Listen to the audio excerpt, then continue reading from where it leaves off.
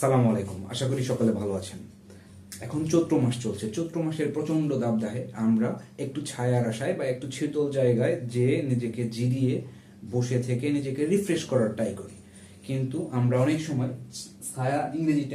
ছায়া শব্দটা বাংলা বলতে কোনো প্রবলেম হয় না, কিন্তু ছায়া শব্দটার ইংরেজি শব্দ আমরা যখন ইউজ করি শ্যাডো অ্যান্ড শেড, সেটা আমরা অফেন তাল গোল পাকিয়ে ফেলি। চলেন আজকে একটু ছায়া শব্দটার কোন জায়গায় আমরা শ্যাডো ব্যবহার করব, কোন জায়গায় শেড ব্যবহার করব, সেটা ব্যবহার করব, সেটা একটু বুঝতে ট্রাই করি। শ্যাডো হচ্ছে ছায়া অবিচ্ছেদ্য অংশ, শেড হচ্ছে ছায়া শীতল অংশ। সো দুইটার অর্থই ছায়া। শ্যাডো হচ্ছে, মনে করেন আপনি আপনার বাসার সামনে দাঁড়িয়ে আছেন, সকালবেলা রৌদ্র পোহাচ্ছেন, ভিটামিন ডি ইনটেক্ট করছেন শরীরে, সেই জন্য দাঁড়িয়ে আছেন।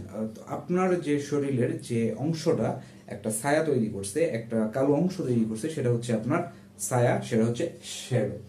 আবার আপনি অনেকক্ষণ দাঁড়িয়ে থাকার পর গরম হয়ে গেলেন, তখন আপনি চলে গেলেন আপনার বাসার একটা কোণে, যেইখানে একটা টিনের বা ছনের চাল তৈরি করা আছে, একটা মাচাং তৈরি করা আছে, এবং সেখানে কিছু গাছের ছায়ার একটা অংশ তৈরি করা হয়েছে, একটা নির্দিষ্ট অংশ তৈরি করা, একটা শীতল অংশ তৈরি করা হয়েছে, সেটা হচ্ছে আপনার শেড।